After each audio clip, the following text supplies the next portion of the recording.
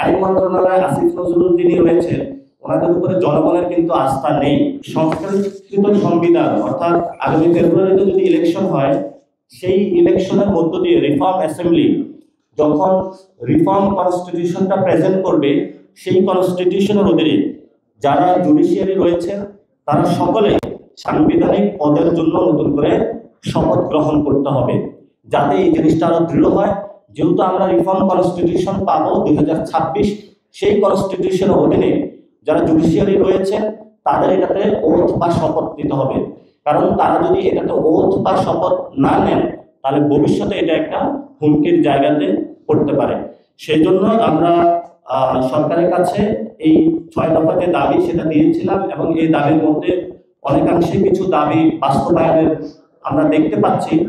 কিন্তু আমরা বিলটা যখন জনগণের সামনে স্পষ্ট হবে, তবে সেখানে আমরা বলে থাকি যে কনসেনসাস কমিশনে এই বিলটা ড্রাফট আকারে জনগণের সামনে হাজির করতে হবে।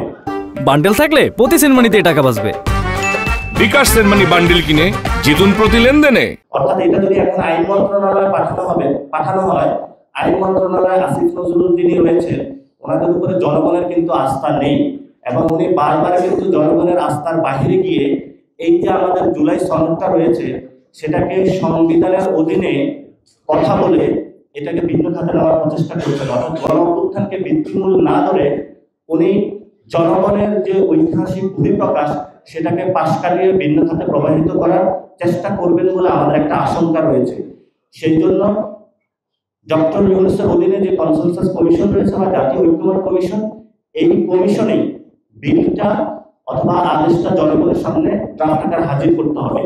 ড্রাফট আকারে যখন হাজির করবে, তখনই আমরা এটা দেখে এনসিপি স্বাক্ষরের উদ্যোগ নেবে।